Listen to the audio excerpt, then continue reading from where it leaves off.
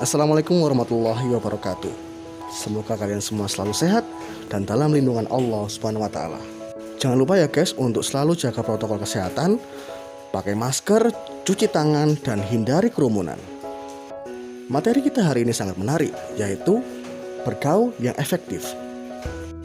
Seperti kalian ketahui bahwa masa-masa remaja adalah masa-masa yang penuh dengan tantangan, terutama pada masa-masa ketika mereka bergaul. Entah itu dengan lawan jenis atau sesama jenis, pergaulan sangatlah penting untuk remaja.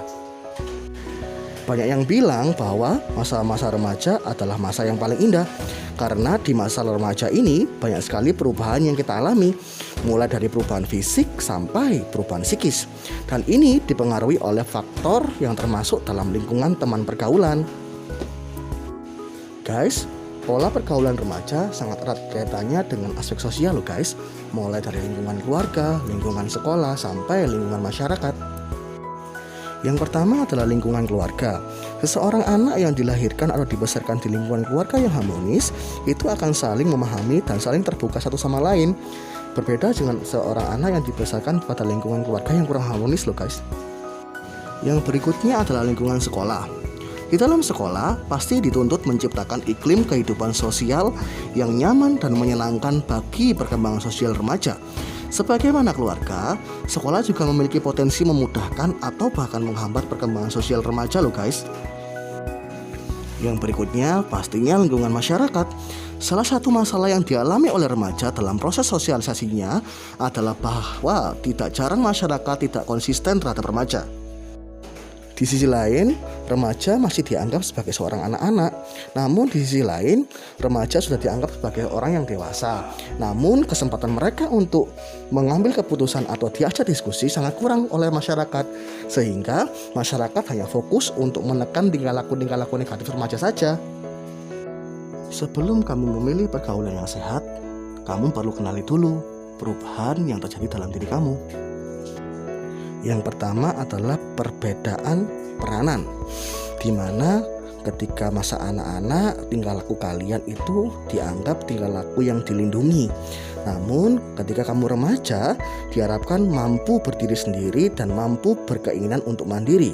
Pertentangan antara keinginan untuk bersikap sebagai individu yang mampu berdiri sendiri dengan keinginan untuk tetap bergantung pada seseorang yang lain menimbulkan konflik pada diri remaja. Ia menjadi mudah sekali tersinggung, marah, kecewa, dan putus asa. Perubahan berikutnya adalah daya fantasi yang berlebihan. Daya fantasi yang timbul merupakan suatu keterbatasan kemampuan yang ada pada diri remaja, sehingga menyebabkan ia tidak selalu mampu untuk memenuhi berbagai macam dorongan kebutuhan dirinya. Perubahan yang selanjutnya adalah ikatan kelompok yang sangat kuat. Ketidakmampuan remaja dalam menyalurkan segala keinginan dirinya menyebabkan timbulnya dorongan yang kuat untuk berkelompok. Remaja akan merasa lebih nyaman dan terlindungi apabila ia berada di tengah-tengah kelompoknya. Rasa setia kawan terjalin dengan erat dan kadang-kadang menjurus ke arah tindakan yang membabi buta. Perubahan yang terakhir adalah krisis identitas. Tujuan akhir dari suatu perkembangan remaja adalah terbentuknya jati diri. Sebelum itu pasti terjadi konflik.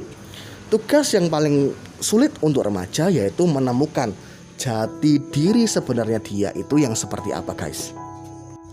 Jadi guys, bisa disebutkan bahwa masalah terjerumusnya remaja dalam pergaulan yang tidak sehat adalah karena adanya interaksi antar pengaruh lingkungan dan kondisi psikologis remaja. Jadi hati-hati ya guys dalam memilih pergaulan. Terus bagaimana sih caranya mencari teman yang baik? Yang pertama, kamu perlu membatasi pergaulan dengan teman yang memiliki kebiasaan gak sehat ya guys, seperti suka merokok atau minum minuman keras. Ingat, membatasi itu bukan menjauhi, tapi selektif untuk mencontoh perilaku mereka. Yang berikutnya, beranilah untuk menolak atau menghindar jika ditawari oleh teman untuk mencoba hal-hal yang tidak baik. Setelah itu, kamu bisa menghindari tempat-tempat yang biasa dipergunakan oleh orang-orang yang suka merokok atau memakai obat-obatan. Yang berikutnya, Binalah hubungan yang akrab dan harmonis dengan orang tua dan seluruh anggota keluarga di rumah. Ingat, orang tua tidak akan mengajari kamu untuk berbuat yang jelek loh guys.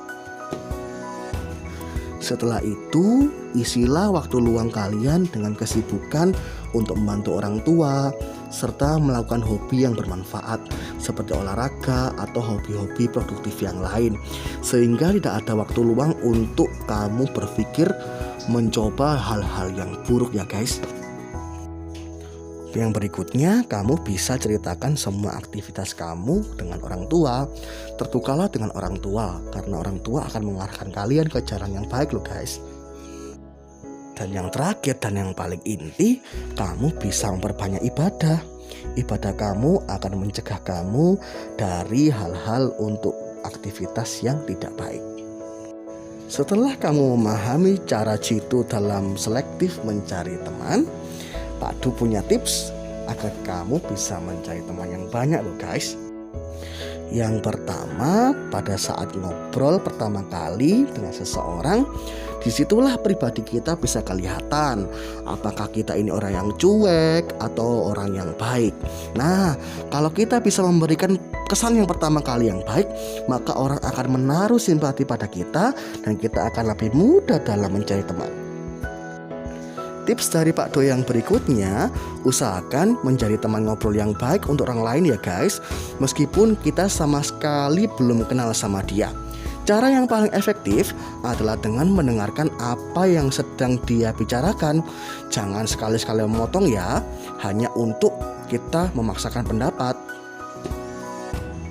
Tips Pak Do yang ketiga, pada saat orang lain berbicara, usahakan tatap matanya. Hal ini bertujuan agar orang tersebut yakin bahwa kita benar-benar mendengarkan apa yang sedang ia bicarakan. Sesekali anggukkan kepala kita dengan tujuan bahwa kita paham dengan apa yang dia maksud. Tips Pak Do yang terakhir, berbicaralah apa adanya. Jangan lebay loh guys. Kalau kita baru kenal dengan orang dan langsung so akrab, belum tentu orang tersebut suka lo sama kita. Oke, sekian materi dari Pak Du tentang bergaul yang efektif. Semoga kamu sukses dalam pergaulan kamu, karena sukses dalam bergaul ketika remaja dapat mengaruhi kamu sukses ke depannya, hingga kamu sukses dalam bermasyarakat. Jika ada masalah, jangan sungkan ya untuk menghubungi Pak Du, atau kamu bisa menghubungi guru BK kamu yang lain. Pak Du tunggu ya kabar gembiranya. Terima kasih. Assalamualaikum warahmatullahi wabarakatuh.